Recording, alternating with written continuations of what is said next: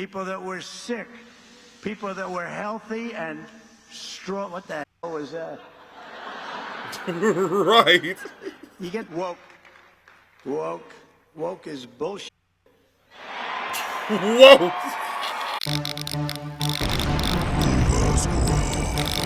What's going on, the Nova Squad? Welcome back to the channel. So, first and foremost, I want to say Merry Christmas and Happy New Year's to all you guys. I know you guys are really shocked that I'm actually doing a reaction of this Donald Trump speech during the Americafest. But I actually had put up a poll on the channel, and then a lot of you guys wanted me to react to this particular video. I had a few emails sent by you guys that you wanted me to do a reaction of this particular video, even though this was like taking place like a few days ago. So I wanted to do a reaction, and then actually hear what Trump has got to say. But without further ado, let's get right into it.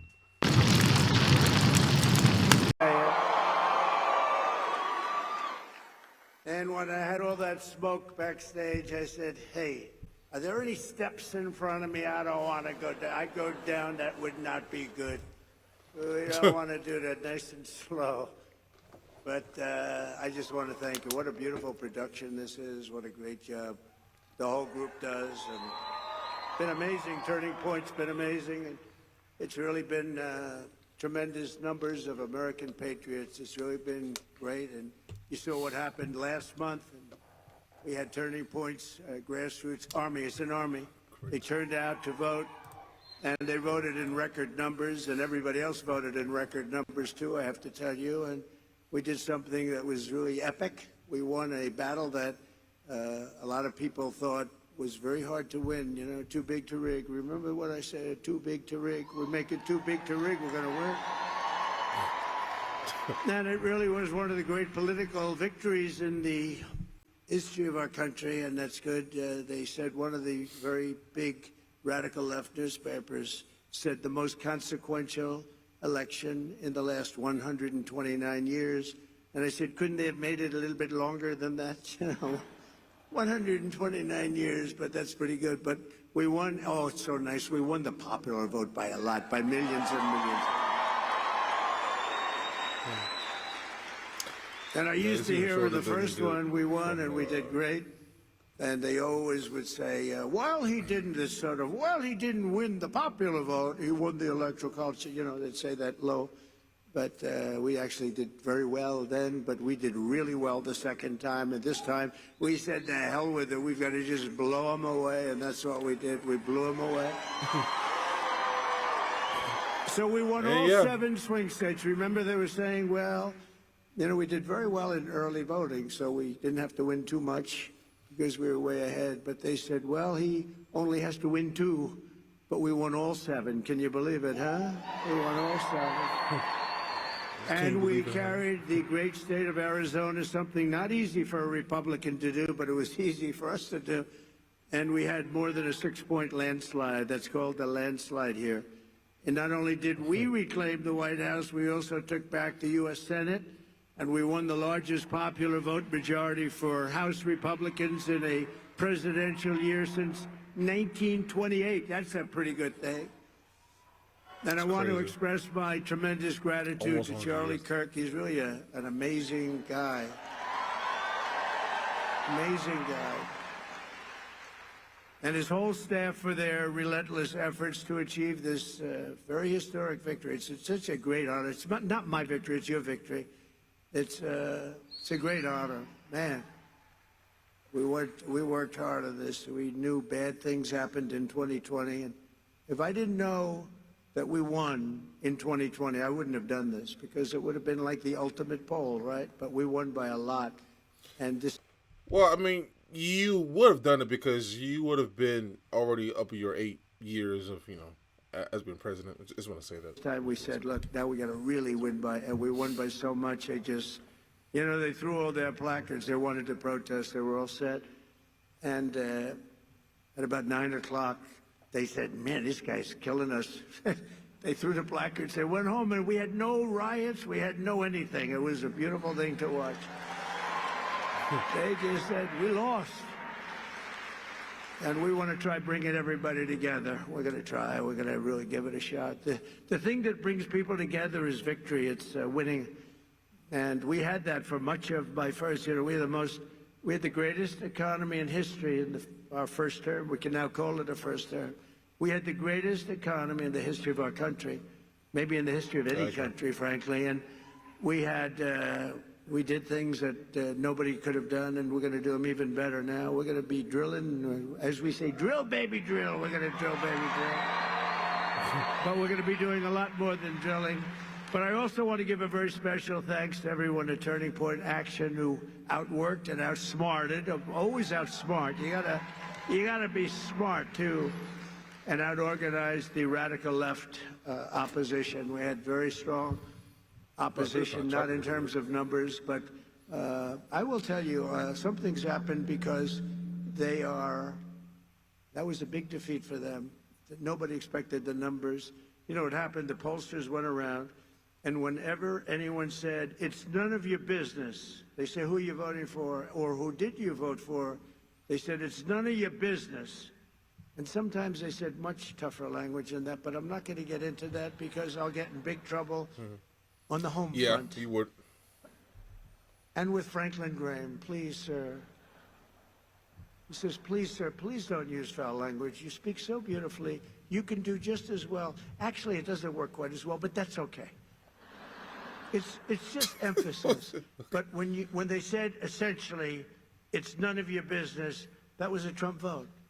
And they had the highest numbers of people that said that because they don't trust the press, etc. And we had the highest numbers, and that's why the polls showed us winning, but not winning in a landslide like we did. And we sort of knew that was going to happen. We could tell by the rally size. Look at this. Here we won. There's no reason except celebration, but that's not a bad reason, is it? And look at the crowd. They have 7,000 or 8,000 people standing outside. They can't get in. Would anybody like to give up their seat, please? Huh? Now, one thing I can say is that Trump does ramble a whole lot, though. So, I mean, he's probably going to be talking about this election for, like, the next, 25 to 30 minutes or for real. But, you know, we just gotta have to muscle on through it, though, for real. I feel like my volume is, really low. Just let me know in the comment section if this is actually sounding, okay, or just kind of really low. You know, doing this for years, I don't think I've ever had anyone say, yes, I'll give it up. Just one person, nobody. The Democrats and the media said that Turning Point could never run a ground game. They weren't experienced. They didn't know Charlie, right? But when the ballots came in, the other side really didn't know what the hell hit them. They got hit hard. The victory was such an outstanding one, such a big one. And the other side now, and we don't want this. We want people to be happy and healthy. But they did. They lost their confidence. If you watch television now, they're all befuddled. They don't know what the hell happened. They're befuddled. To use quite a nice word that my mother used to use years ago, talking about somebody that's a mess. But they did. They've lost their confidence, and hopefully they'll lose it for a long time and then come over to our side because we want to have them. We want to have them. And we're going to have some inauguration on the 20th. We're going to have something. It's going to be great. Going to be great. But something happened also in the election. All 50 states shifted toward the Republican Party, every single one of them. No. And together we won the largest share of African-American voters of any Republican in modern history. Actually, in history. We won more Hispanic-American votes than any Republican ever, and we won the vote. Yep. We won the Latino men. Who's a Latino man? Do we have any Latino men? Now, you're not a Latino man. You're a beautiful woman, but a man you are not. Of course, nowadays, who the hell knows? But we won the Hispanic, I call Hispanic. I always said, do you like Latino or Hispanic? Let's go. Let's do a free poll. Who likes to be called Latino? Okay, that's what's always happening. Listen to this. Who likes to be called Hispanic?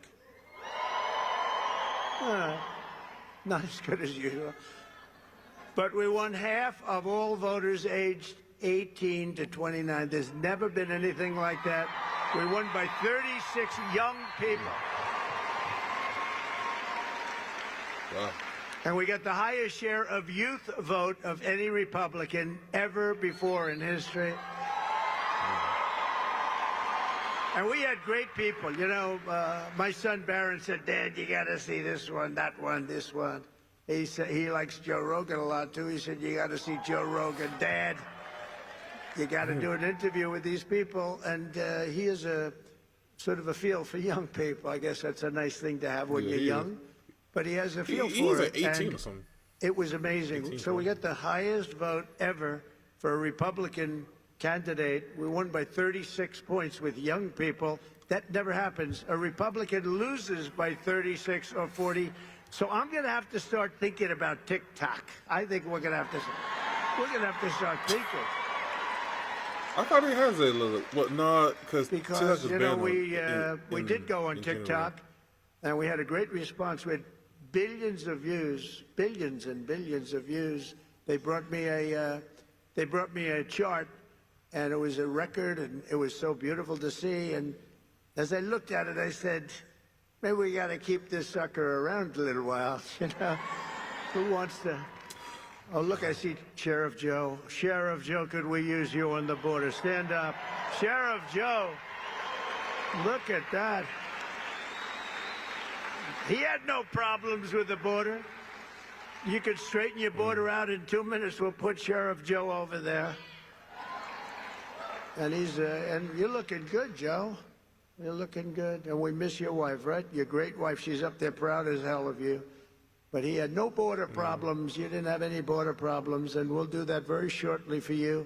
We're going to have, you have a governor that doesn't know what the hell she's doing. You have people that don't know what they're doing.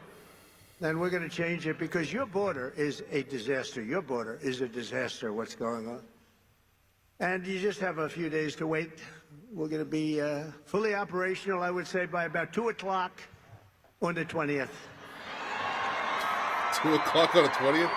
So, 20th of so is the January. inauguration With your help, around like we 11 gained in the 23 morning? points with voters under the age of even 25. Think of that. We gained 23 points. And in the election of 2024, our movement not only won a mandate, but we built new American majorities all over the place and will define our country's future. I believe it's going to define our country's future for generations to come. That's going to happen. It's, you know, there's some people called up that are great people, actually.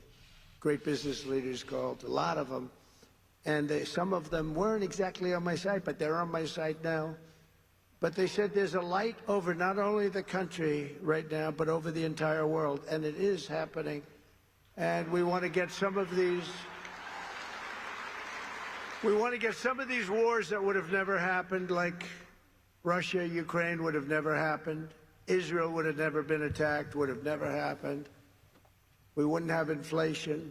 We wouldn't have had that Afghanistan horror show, that horrible, horrible, the way we left, leaving billions of dollars of equipment behind and 13 soldiers. And, you know, nobody ever mentions, and I mention because I love them, and they're all watching right now.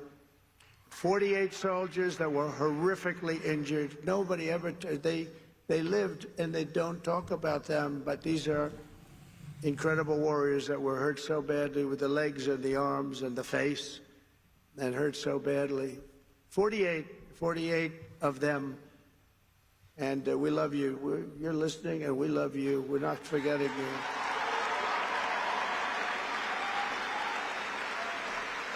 And for all of us standing before you today, I can proudly proclaim that the golden age of America is upon us. I hope so, though, for real. It's going to be a golden age. There's a spirit that we have now that we didn't have just a short while ago. Sadly, we didn't have. Who the hell can have spirit? Watching women get beat up in a boxing ring. I don't think that's spirit, right? We're going to end that one quick. Nice. We're going to end it very quickly. We're going to end that one very quickly. Since the election, the stock market has broken one record after another. The biggest gain of stock market after an election in history. That's a good sign. In a single month, small business optimism soared 41 points, which is a record. That's a record. Bitcoin has surged to an all-time record high of $108,000. Congratulations. Congratulations. What's that? 98,000 right now. And just last so week, in an overwhelming statement of confidence in our leadership, the CEO of SoftBank, a very highly respected man in Asia, Masayoshi Son, you probably saw it, announced that he will be investing, and only because I won the election, he made that clear, only because he has confidence in the United States, between $100 billion and $200 billion. And he's going to be investing. It's equal to about 100,000 jobs at least. And all over the world, people are investing now. They're starting the investments, and it's going to be a beautiful thing with the jobs. But they're calling it the Trump effect because even before taking office, we're already bringing in the jobs and opportunity and safety and common sense back to the USA. We're bringing common sense back. Maybe that's the most important thing. I think common sense is the most important thing, but not only are we seeing it at home, but we're seeing it abroad as well. The European Union is suddenly talking about buying vast quantities of natural, American, beautiful natural gas. Is beautiful, and it's very inexpensive. It's a lot less expensive than windmills all over the place. A lot less expensive. But I've informed Mexico and Canada that they will have to step up and stop the illegal aliens and illegal drugs from pouring into our country. Have to stop. And the Turks, too. And that goes for the European Union, and it goes for many other places. European Union's treated us very, very badly. We have hundreds of billions of dollars with deficits. They don't take our cars. They don't take our agricultural product, but we take theirs. And they've got to be careful. They can't treat us that way. They're not going to be treating us that way for long, that I can tell you. Because we're not going to let them turn the United States into a dumping ground. We're not going to let it happen. We pay Canada in subsidies and deficits over $150 billion a year. And you say, why are we doing that? Why are we paying Canada $150 billion? Essentially, we're paying Canada, and we love Canada. I have so many friends here. I love Canada. I love it. But why are we spending $150 billion on Canada? Yet Canada allows people and drugs to flood in through our northern border. You know, we have a northern border that's not doing so well either. Likewise, people are coming in from Mexico in numbers that have never, ever been seen before. We had 21 million people come in over the past 4 years. Think of that, 21 million people. And you see a lot of these people should not be here. They come from mental institutions and prisons from all over the world, not just South America. Hundreds of thousands more are racing to get across before January 20th. You got to see it. And I was very strong with Mexico. I spoke to the new president, who was lovely, wonderful woman, and President Sheinbaum, wonderful woman, actually. But I said, you can't do this to our country. We're not going to take it anymore. You can't do it. But I've informed Mexico that it just cannot continue. We're not going to let it continue. The United States has lost 300,000 people a year. Think of that. I don't know. I mean, how many people, everybody you meet said, I lost my daughter, I lost my son to drugs, to fentanyl, mostly to fentanyl, but to drugs. Families are being destroyed, and we're going to stop it. We're not going to let that happen. And we're also going to be doing something that's, I think, going to help a lot. We're going to do very big advertising campaigns, just like a campaign for running for president. We spend a lot of money, but it'll be a very small amount of money relatively. We're going to advertise how bad drugs are for you, how bad they are. They ruin your look, they ruin your face, they ruin your skin, and ruin your teeth. If you want to have horrible teeth, take a lot of fentanyl. If you want to have skin that looks so terrible, take fentanyl. We're going to show what these drugs are doing to you. Nobody's done that before, and we're going to do it. And that is, it's going to be like running a political campaign, just like running for president, just like we just did. We had some pretty good ads, right? We explained what these people have done, how they're destroying our country. I mean, who would let millions of people pour in from prisons and jails and mental institutions, and I always say insane asylums? You know, the press gave me a hard time because sometimes I'd use the word, a name, Hannibal Lecter. They said, why does he mention Hannibal Lecter? That has nothing to do with it. Why would he? I mean, are they stupid? The fact is that we don't want Hannibal Lecter. You know what that is? Silence of the Lambs. We don't want Hannibal Lecter, Dr. Hannibal Lecter in our country, do we, huh? And you know what happened when they went to the voting booth? Or, unfortunately, they signed their mail-in ballot, but we got by it. We got to change all of that stuff. We got to have great, fair, confident elections. But when they went into the booth or they signed their ballot, they said, Hannibal Lecter, that's a bad guy. We don't want him here. They knew that. They didn't like that. They didn't like that I used them because it's a very good example. It's like incredible what they do. We need borders, we need fair elections, and we need a free and fair press. And we're going to try getting all of them. As another example of the things we're doing and looking at, it's such a terrible thing is happening. The Panama Canal is considered a vital national asset for the United States of America due to its critical role, American economy, the whole world economy, and also national security. The Panama Canal. Has anyone ever heard of the Panama Canal? Huh? Because we're being ripped off at the Panama Canal like we're being ripped off everywhere else. A secure, he just said take it back. That's a good idea. Where do you come from, sir? He doesn't come from Panama. Oh, yeah, good. A secure Panama Canal is crucial for U.S. commerce and rapid deployment of the Navy from the Atlantic all the way to the Pacific. It's an incredible thing, and drastically cut shipping times down to U.S. ports by days and even weeks. The United States is the #1 user of the Panama Canal, with over 72% of all transits heading to or from U.S. ports. Think of that. So we built it. We're the ones that use it. They gave it away. Considered one of the one of the great wonders of the world. The Panama Canal opened for business 110 years ago and was built at huge cost to the United States, and it really is big when you consider the lives and the treasure, the equivalent of $1.2 trillion today. You don't hear those numbers. 38,000 American men, almost all men, they went there to be construction workers and dig. They were diggers, and they were brave. 38,000 men died from infected mosquitoes in the jungles of Panama during the construction period. Think of that. We lost 38,000 men. Teddy Roosevelt was president of the United States at the time of its building and understood the strength of naval power and trade. When President Jimmy Carter foolishly gave it away for $1.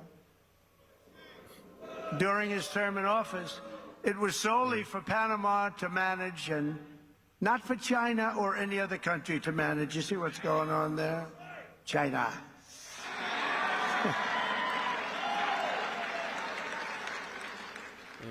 It was likewise not given for Panama to charge the United States, its Navy, and its corporations doing business within our country exorbitant prices and rates of passage, which they do. They charge us like it's a disgrace. Our Navy and commerce have been treated in a very unfair and injudicious way.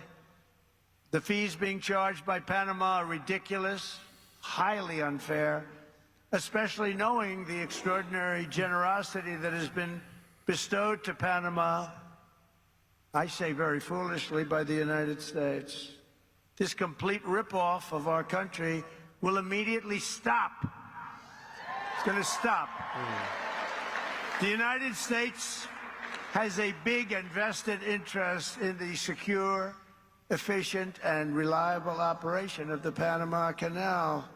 And that was always understood when they gave it to Panama. Can you believe that? We would never have done it if we thought what's happening now can happen, and we would never, and we will never, ever let it fall into the wrong hands. But it's falling into the wrong hands. It was not given for the benefit of others by a token of cooperation, but it was given to Panama and to the people of Panama, but it has provisions. You got to treat us fairly, and they haven't treated us fairly. If the principles, both moral and legal, of this magnanimous gesture of giving are not followed, then we will demand that the Panama Canal be returned to the United States of America in full, quickly, and without question. I'm not going to stand for it. So to the officials of Panama, please be guided accordingly. William McKinley, the 25th President of the United States, was because of the vast sums of money that he brought into our country, the person really who got us the money that President Theodore Roosevelt used to build the Panama Canal and a lot of other things. McKinley was a very good, maybe a great president. They took his name off Mount McKinley, right? That's what they do to people. Now, he was a great president, very good president at a minimum. He was a very good businessman. He was a businessman, then a governor, very successful businessman, and then he ran for president, and he won. And he was able to use business principles, and he was a strong believer in tariffs. And we were actually probably wealthiest of any time, relatively speaking, at any point in the history of our country. In the 1890s, we were so wealthy, we had commissions set up what to do with all the money that we were taking in. We had no income tax. We only had tariffs. I consider that to be the most beautiful word in the dictionary. But President McKinley was the president that was responsible for creating a vast sum of money in the United States that Teddy Roosevelt then spent. So let's say they were both excellent presidents, but McKinley did that, and that's one of the reasons that we're going to bring back the name of Mount McKinley, because I think he deserves it. I think he deserves it. There are lots of things we can name, but I think he deserves it. That was not very gracious to somebody that did a good job, and as you know, he was assassinated. He was assassinated. We have accomplished so much in just 47 days since the election, but that's only the beginning of what we will achieve together as the 47th President of the United States of America.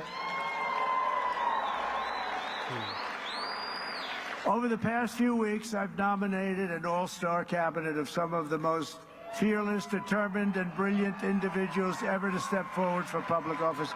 And we're getting great reviews, I have to say, and they're all doing well. But we're getting fantastic reviews on the people that we chose. It's we chose.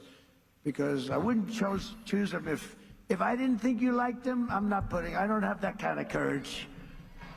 You like every one of them, and everybody. I mean, people are amazed at the quality.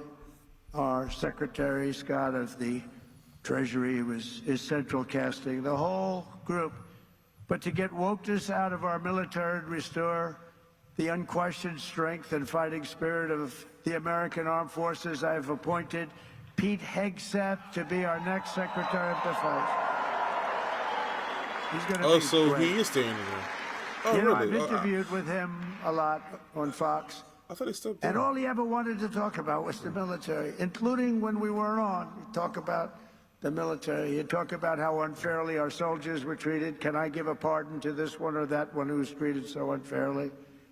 They teach them to be fighting machines, and then when they fight, they want to put them in jail for 35 years. And he was very strong on that. That's all he wanted to talk about, really, and it just seems so natural to me. Plus, he had a great education, went to Princeton and Harvard, was a tremendous student, and he's a very vibrant, strong guy. I think he's going to be great. He's doing well to make our intelligence community respected even more. I don't even think the word even is right, because we had some bad years with these people. But we're going to do something. We're going to stop looking at all of these horrible foreign wars that we've gotten ourselves through stupidity. We're in wars at countries that nobody ever even heard of before. And we're going to be smart. We're going to be guided by strength. And we're going to have peace through strength like we had. I had no wars other than I wiped out ISIS. We wiped out ISIS in a small fraction. They said it was going to take 5 years. It took 4 weeks. We have a great military, not the ones you see on television, the real generals, but I've nominated Tulsi Gabbard as our Director of National Intelligence. Which is a great pick, in my opinion. And to be our next Secretary of Health and Human Services, I decided, look, something's going on here. When you look at, like, autism from 25 years ago, and you look at it now, something's going on, and I nominated Robert F. Kennedy Jr. Which is a great person, because, you know, he's 70 years old, got a body of a 30-year-old Olympian. So think of it. Think of this. 25 years ago, autism, 1 in 10,000 children. Today, it's 1 in 36 children. Is something wrong? I think so. 36? And what? Robert and I and all, we're going to figure it out. But did you ever hear numbers like that? Something's wrong. Something's wrong. Likewise, there's been a 25% increase in childhood cancer and a staggering increase in chronic diseases. So together we're going to make America healthy again. We're going to make America healthy again. Something's happening. Something bad is happening. Wow. I need to... And to end the weaponization of law enforcement and restore fair, equal, and impartial justice, we will have an outstanding new Attorney General in Pam Bondi. She's fantastic. She is fantastic. Known her a long time. And I'm very pleased to report that Christopher Wray is on his way out. He's resigned. Really? And he will soon be replaced by our next FBI director, somebody who I think is going to be one of the greatest, maybe the greatest director of them all, Kash Patel. Yeah, I've seen videos like him. He is also like those hard-ass men as well, as far as like... I campaigned on an agenda of delivering profound change to Washington, and last month the American people voted for change like they've never voted before, and in overwhelming numbers that nobody saw coming. I saw coming, because I think we all saw coming. When you went to the rallies, you saw that. We'd have, like we had in New Jersey, 107,000 people, and they'd go out the next day and they'd have 30 people, maybe 40 if they were lucky. And then I heard how it was going to be a close race. I said, why is that? Why is that? I don't quite get that. But now the Republican Senate majority is working very hard to confirm my nominees, and we appreciate it.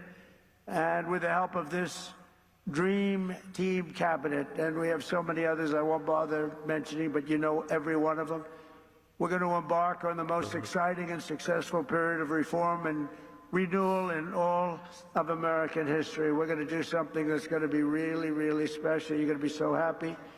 And as you know, I made a series of big day one promises in my campaign. You know them just as well as I do. And 29 days from now, I intend to keep those promises to the American people. And just as we did 4 years ago, My administration will live by the motto, promises made, promises kept. We did keep our promises.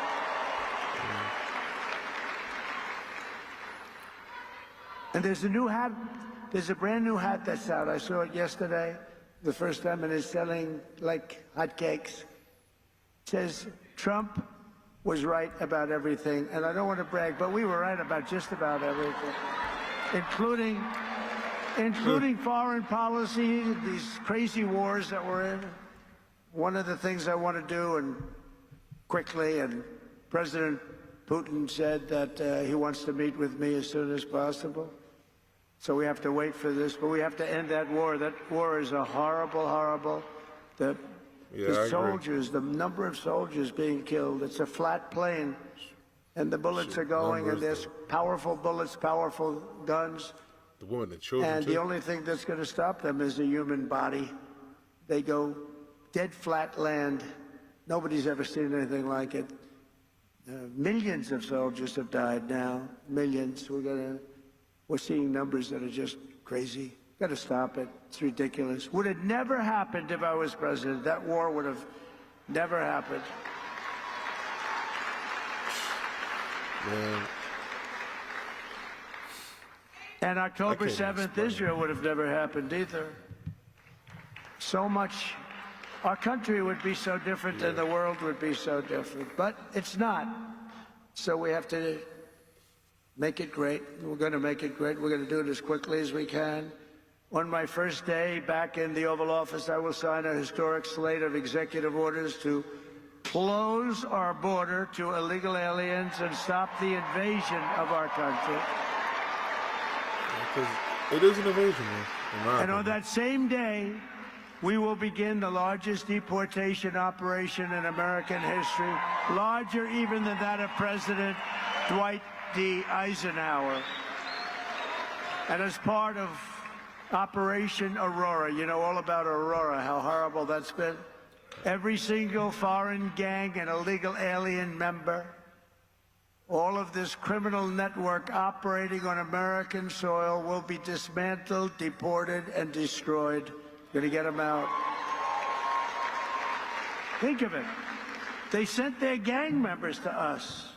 Busload after busload. We had an open border. They're gang members. They're drug dealers. They're drug addicts. People that were sick. People that were healthy and strong. What the hell was that? Right. You get the little yips up here every once in a while. I wonder why. That was a strange sound. I've heard some very strange sounds. Every foreign gang member will be expelled, and I will immediately designate the cartels as foreign terrorist organizations. We're going to do it immediately. And we'll unleash the full power of federal law enforcement, ICE, Border Patrol. How good is, by the way, how good is Tom Homan, right? Yeah, he's crazy. He's one of those old school. He's phenomenal. I've known him a long time. I'll bet you Sheriff Joe likes Tom Homan, right? Sheriff Joe, yes, yep. He goes, yep. The DEA, the FBI, the intelligence community, and financial sanctions to remove the migrant gangs and criminals that are killing and raping and maiming our citizens. We're going to get them out. We're going to get them out. We're going to get them out fast. We have no choice. We have no choice, by the way. I don't want to do that, but we have no choice. Last thing I want to do could have been so much easier. The election wasn't rigged. It would have been a much different thing. But this will show something. This is going to show how we do it and how good we are. You know, we showed how. Let me pause right here.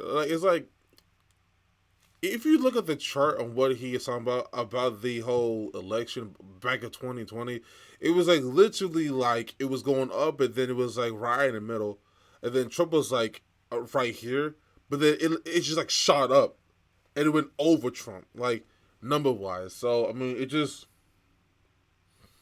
could have been, but I don't know. I personally just don't. I don't know. The opposite philosophy runs a country, and it wasn't good. They had an approval rating today, or 14%. Nobody's ever had an approval rating of 14. That's the lowest approval rating. And we're going to have a very high, in fact, we already have a very high approval rating. We're way up, way up, higher than almost anybody, higher than anybody as of this morning.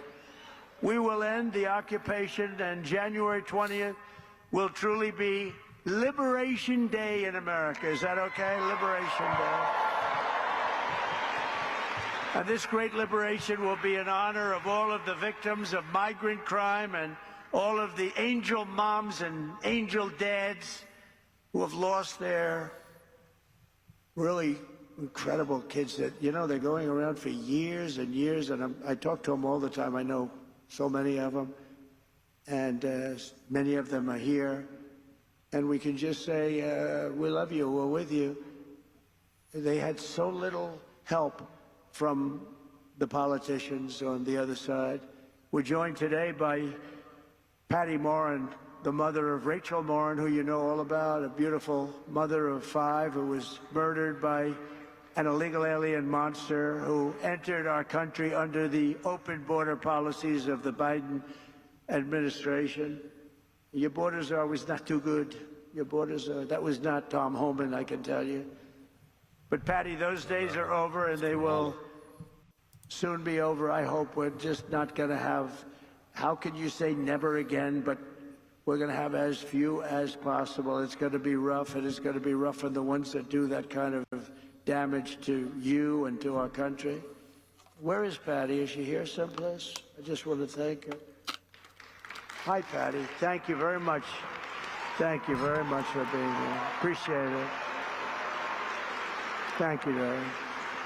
Do you want to come up for a second, Patty? Huh? Do you want to come up?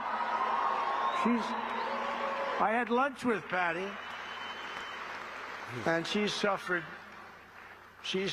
greatly. I said, let me help you with your eyes, because I want to help her with her eyes. She has an eye situation that can be fixed with some medical help. Many of them can't be fixed. I said, Patty, get your eyes taken care of. I'll take care of it. Just get it done. I hope you got it done. Did you have them done yet? Did you have it done yet, Patty? That's great. Oh, you look good, Patty. Be careful.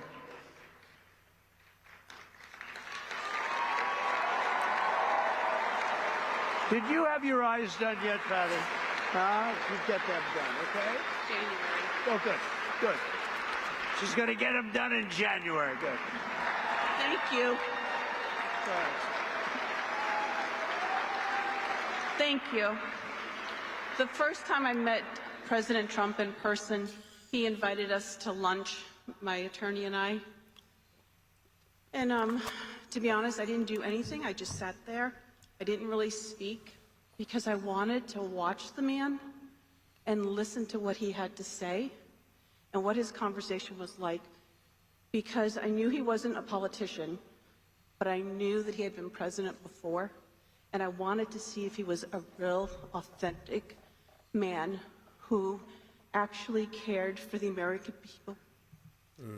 And so I watched him. I watched how he interacted. I also watched how much his staff really respected him and how much his staff loved working for him. But the thing that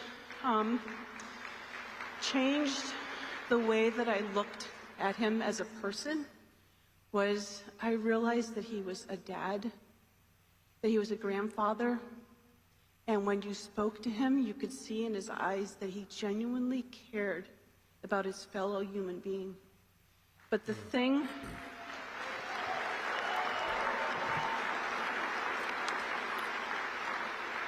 I appreciate the most is that he heard the cries of a mother,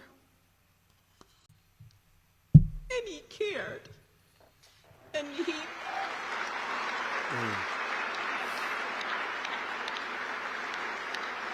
made a promise that he was going to protect us and that he was going to help us.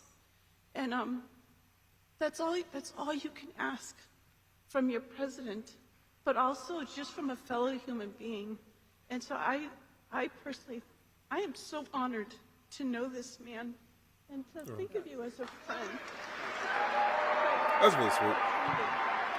I hate the fact that people are going to try to twist and say, oh, she was bought, she was told to say other things, but it sounds very genuine to me.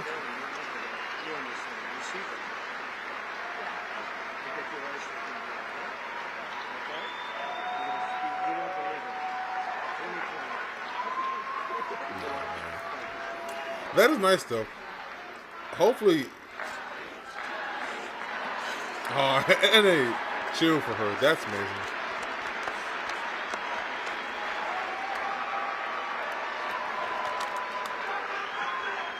Thank you very much. She's been through hell.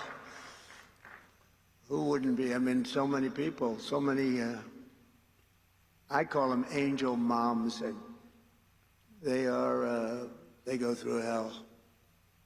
And many of them say it doesn't get any better, but we have to hope it does get better. Also with us is a very special guy, the president of the National Border Patrol Council, Paul Perez. He's incredible.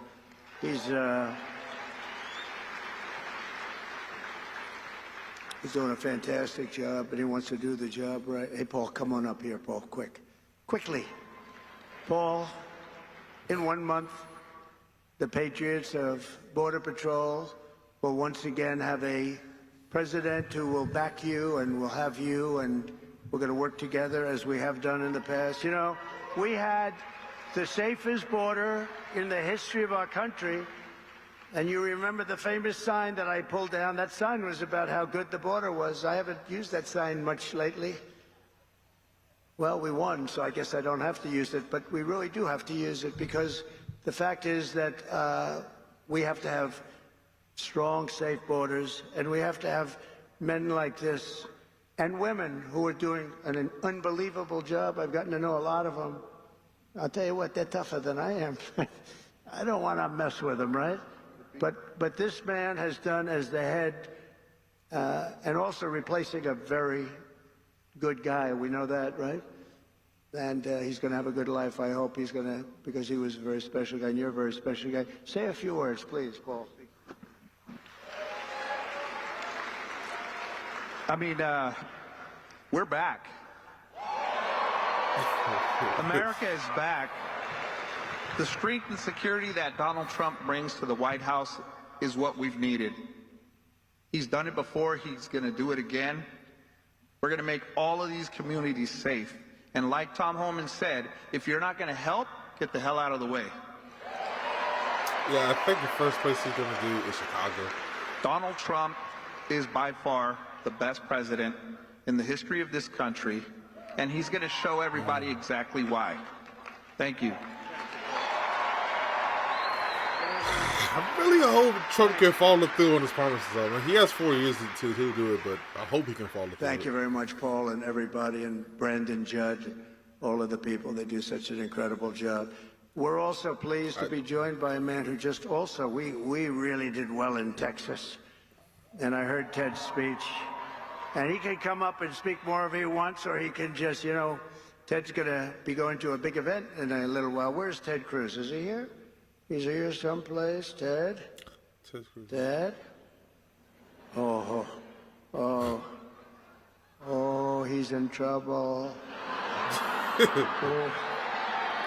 There he is. No, he was here. Oh, good. He called his wife a dog during He's not in trouble. back in 2016 or so. Keep Texas, Texas. Amen.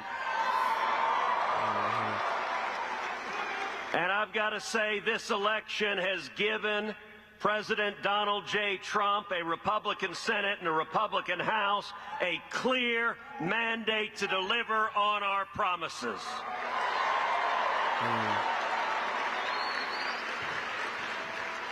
1 month from today, President Trump will secure the border. We I are going to really bring hope so. back jobs. We are going to lower prices. We are going to protect American families. We are going to put criminals in jail. We are going to keep our kids safe. We are going to end foreign wars with victory.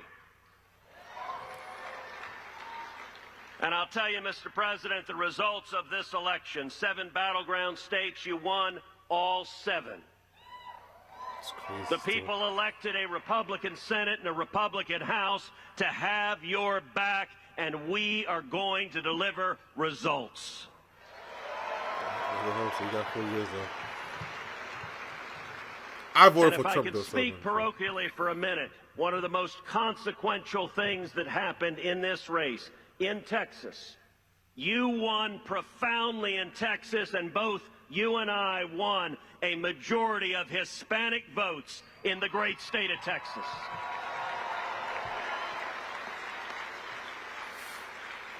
That is unprecedented. That is generational change, and it demonstrates that we are going to protect our nation. We are going to bring our country back, and we are going to make America great again.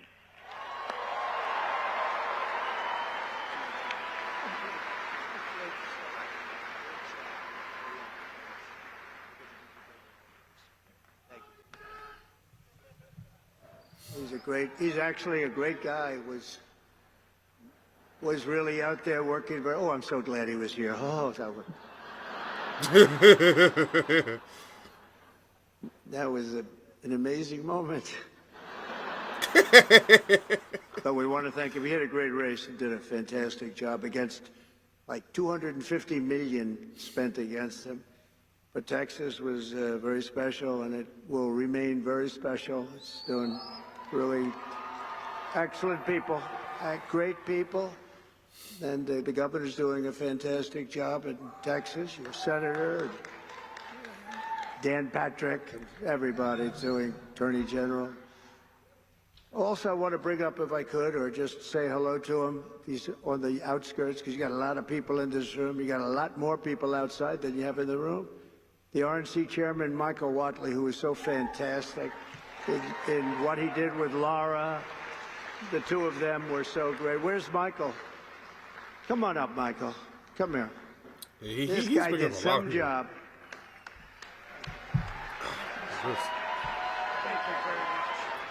Don't know who he is though. It takes 3 things to win in a battleground state. Number 1, you got to get out the vote. Number 2, you got to protect the ballot. And number 3, you have to have a great candidate who runs a great race.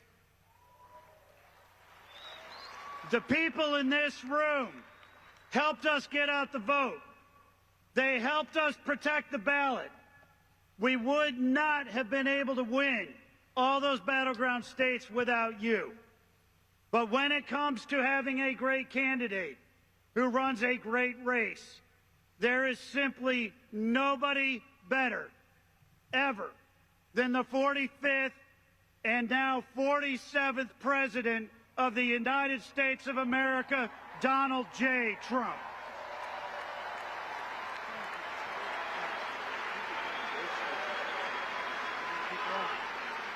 Thank you. Thank you very much. He really has, and Laura have done an incredible job. What a pleasure. They were fighting. They had so many lawyers. They were fighting the enemy like you wouldn't believe. Oh, this is I mentioned Tom Homan, but special, he's going to do so well. And a friend of mine who I haven't seen in a little while, Matt Gaetz, is here. Where's Matt? He's around here someplace. Matt He's Gaetz. gonna bring He's got a big career set up.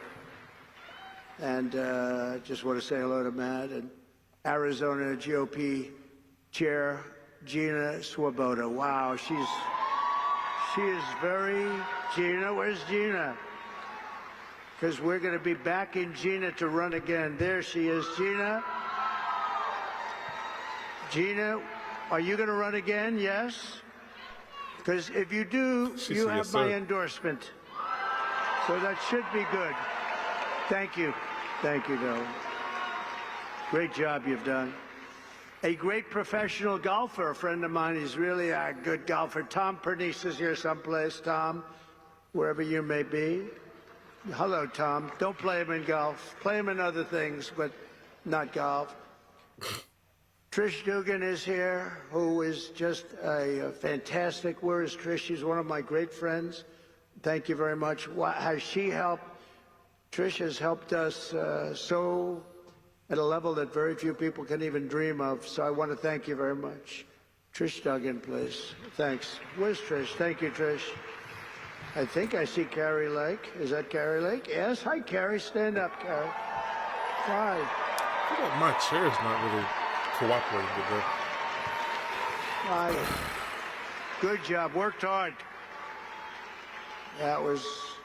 She's a good woman, and she's going to be doing something very big, maybe bigger.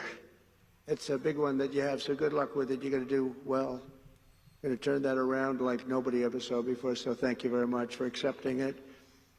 Sergio Gore, a friend of mine who's doing a fabulous job leading the presidential personnel. He's really working hard. Where's Sergio? He's around here someplace. Sergio, where is he? Hi, Sergio.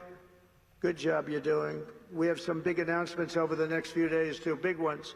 A great actor has been with us for a long time when it wasn't fashionable. Rob Schneider. Rob. Oh, Schneider.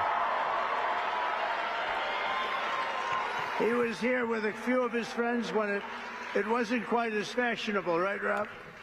But you were here. Thank you very much. Great job you're doing, too. Karen Robeson. Where is Karen? Karen is here, and she's, I hear, running for governor. She's going to be running for governor. Where's Karen? Hi, Karen. Hello, Karen. Are you running for governor? I think so, Karen, because if you do, you're going to have my support, okay?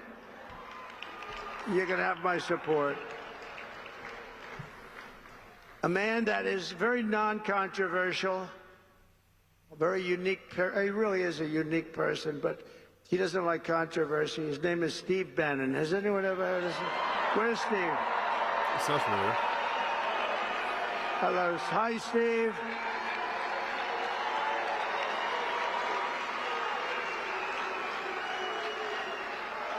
A big, powerful voice he's got. His show is phenomenal. War Room. And thank you, Steve. There's nobody like Steve. Thank you very much, Steve. I'm not sure. And a Phoenix police officer who was shot 8 times in the line of duty, Tyler Moldovan, who I just saw backstage. Where's Tyler? Oh, he's got to be right there. There he is. Hi, Tyler. Thank you, Tyler. Hi, Tyler. Wow. Thank you, Tyler.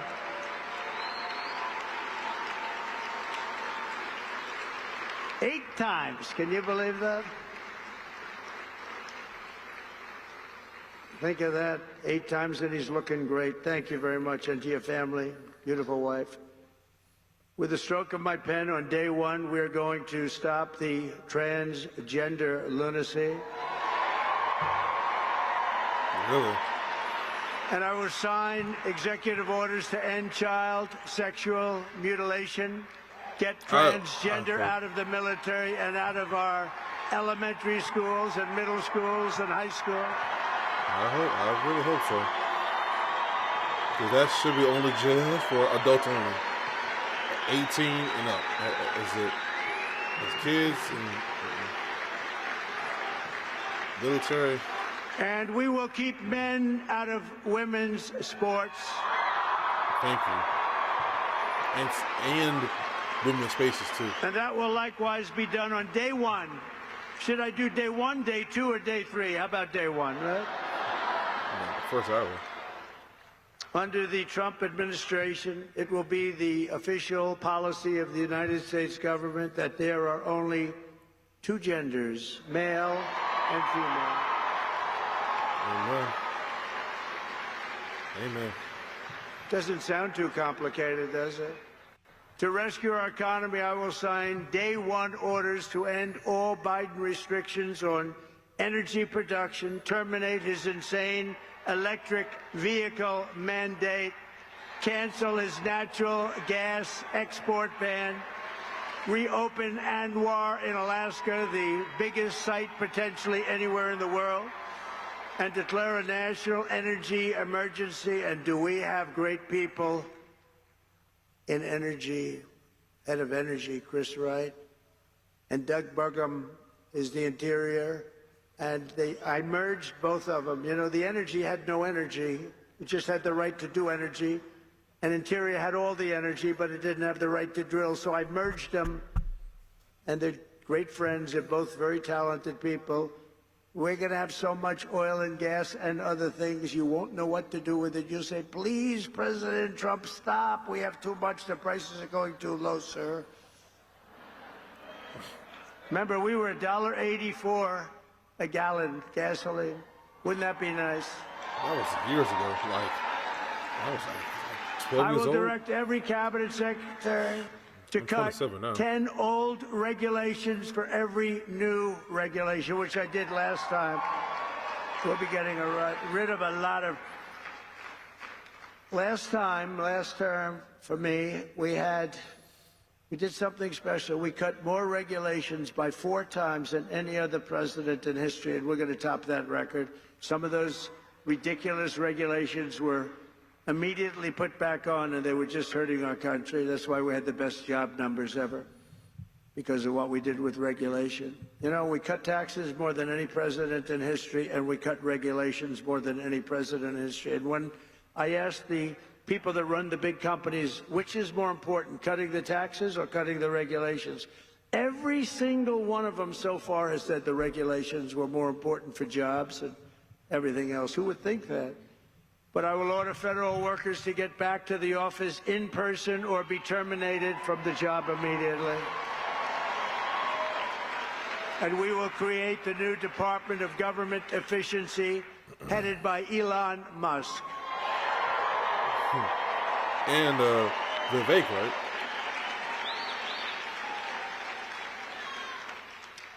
And no, he's not taking the presidency. I like having smart people. You know, they're on a new kick. Russia, Russia, Russia, Ukraine, Ukraine, Ukraine, all the different hoaxes. And the new one is, President Trump has ceded the presidency to Elon Musk. No,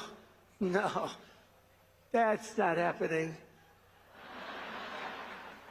But Elon's done an amazing job. Isn't it nice to have smart people that we can rely on? Right? Don't we want that? He's done a great job. Who's cameraman? And I'll tell you, he landed that rocket a few months ago. It landed, it's coming down so fast, 17,000 miles an hour, he says, and coming down, it looks like it's getting ready. And then all of a sudden, the jets go on, it slows it down, then it's almost stopped it. Then it guides it over left, right, up, high, down. I said, what the hell's going on? Because nobody ever saw this before. And then it has the big gantry, very expensive. It looks like it's going to be smashed to smithereens. And then those jet engines roared from the bottom. It's coming in this way, a little hot. And the engines, blah, pushed it straight, it landed. And it was like you're hugging a beautiful baby. A baby. What? No, not that, baby. But it was the most incredible thing. Okay. And then he got into his car and/or plane or whatever, however he went, and he went to Pennsylvania, and he stayed up there for a month and helped us to win that state, which we won by a lot. So he was really good. And he supplied Starlink for North Carolina when they had no form of communication. They said, sir, do you know Elon Musk? Yeah. Well, we can't get Starlink. It's very hard to get. And I called Elon, we have to get some up there. You got to get some up there. And he got over 2,000 units. It's a lot. And they flooded it with Starlink, and it was so good. It saved a lot of lives, so we want to thank him. But no, he's not going to be president, that I can tell you. And I'm safe. You know why? He can't be. He wasn't born in this country. Wow. The fake news knows that. No, he's a great guy, and we want to have him. Everybody, so many people are in this audience that have helped, so to an extent that you wouldn't believe. But we're going to bring transparency and accountability back to our government, and we'll be very soon. You're going to see it drain the swamp. We're going to be draining that swamp at levels never seen before. And I hope everybody goes home and reads the congressional report on the criminal activities of the Unselect Committee of Political Thugs, J6 Committee. What they did is so illegal, and Congress has done a fantastic job on that. They just put out a report. They call it an interim report. It's brutal. On them, not on me, on them. And it's terrible. What they've done to this country is just absolutely terrible. But we'll end the left's campaign of racial discrimination and restore equality to our land and all over our land. And you see that happening so much with the vote and the kind of vote we got. Nobody ever expected anything like that.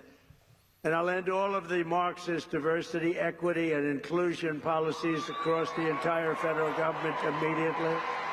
And at the same time, we will ban these unlawful policies from we're going to ban them from the private sector as well. In America, we believe in the merit system, and now because of the major decision handed down recently by the Supreme Court, our country has again gone back to the merit system. That's what made our country great. And I want to just thank the Supreme Court, because that took a great deal of courage for them to do that. And some people were surprised by it, but that's what made us great. Merit made us great. I will direct our military to begin construction of the great Iron Dome missile defense shield, which will be made all in the USA, much of it right here in Arizona. Is that like the You know, symbol Ronald for, like... Reagan wanted to do it many, many years ago, but they didn't really have the technology. It's lucky that he didn't, because they didn't, but they have it now. We can knock a needle out of the sky. And as Commander-in-Chief, I will restore the proud and historic names of our great military bases like Fort Bragg. We're going to get them back. I need to read up on that one. And woke has to stop, because along with everything else, it's destroying our country. We're going to stop woke. Woke is bullshit. Whoa! Wow. Yeah, all these politicians start to cuss, man. I mean, that's crazy. As an example, in addition to the military bases, I understand they want to now rename 14 ships. We want to rename them. Some of these ships have had a great and glorious past. They want to take the name off and put another name down. I can imagine whose name they're going to put up. Not going to happen with me. It's not happening with me, I can promise you that. The actions I have described today are just a small preview of the common sense revolution, because that's what I call it, a common sense revolution that's coming soon to America, to a theater near you, right? But it's coming to you through your president, Donald J. Trump.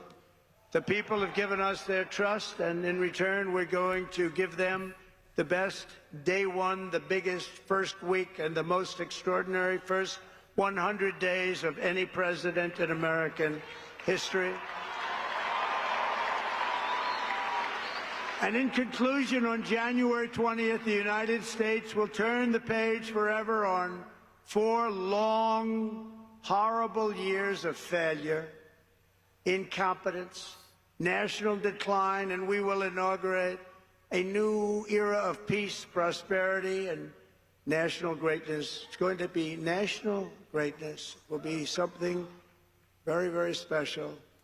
And you could use a little of that, because you haven't seen any of it in 4 years. What's happened to our country is so sad.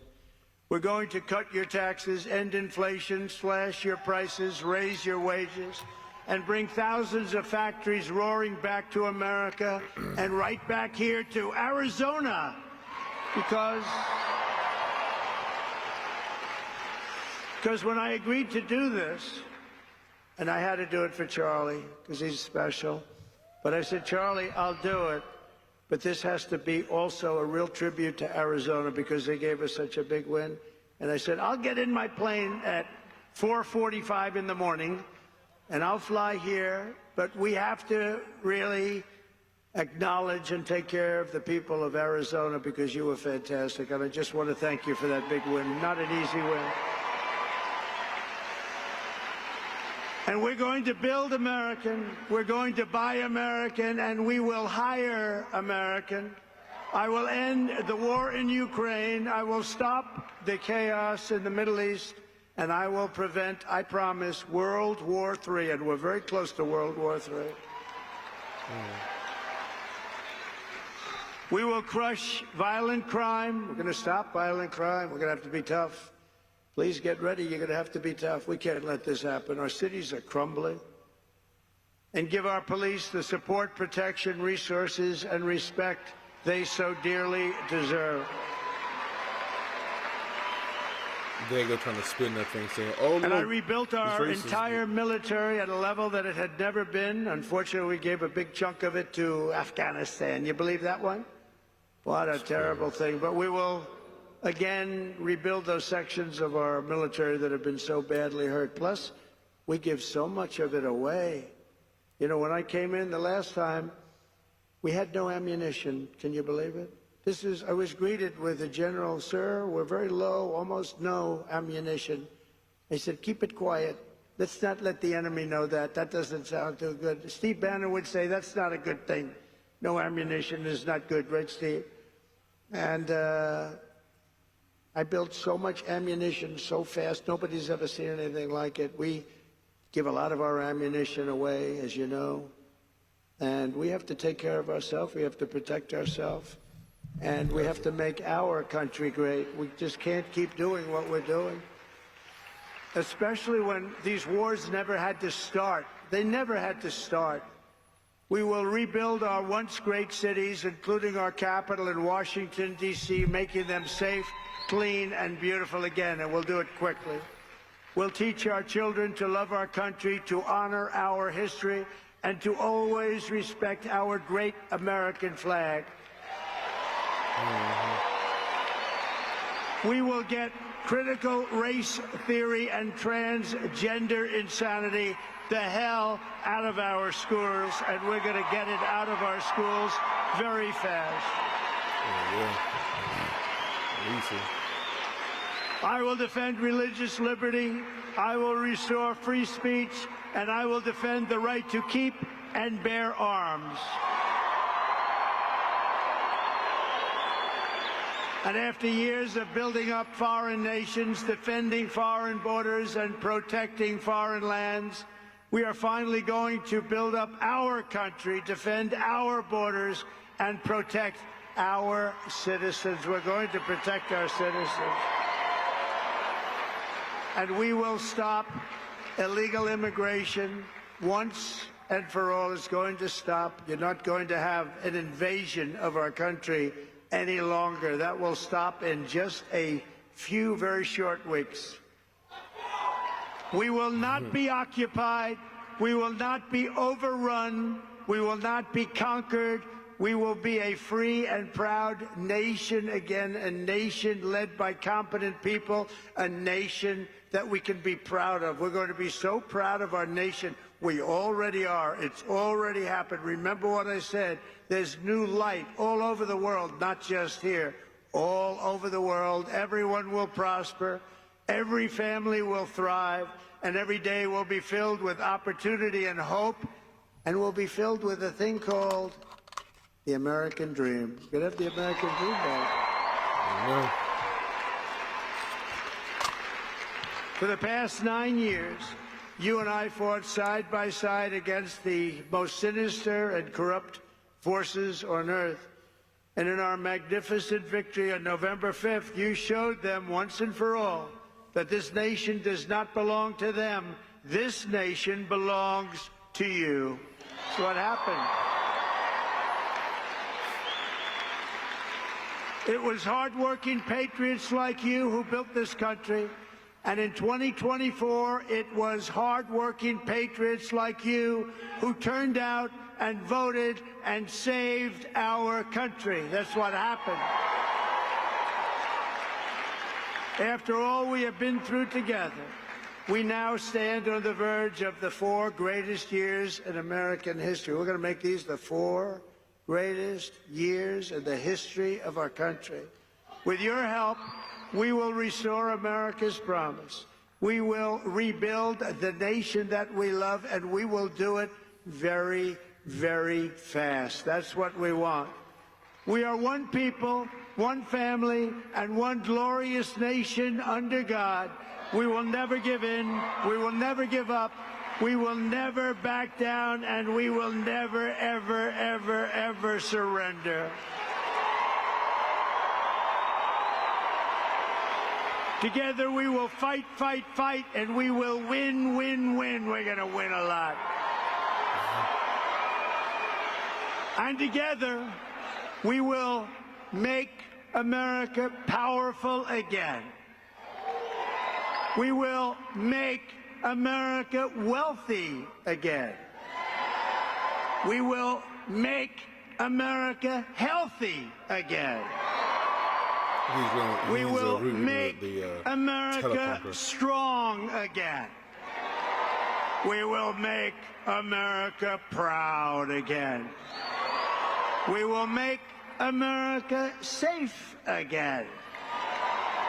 And we will make America great again. Thank you very much, and thank you, Arizona. Happy New Year. Merry Christmas. That's good, man. That's good.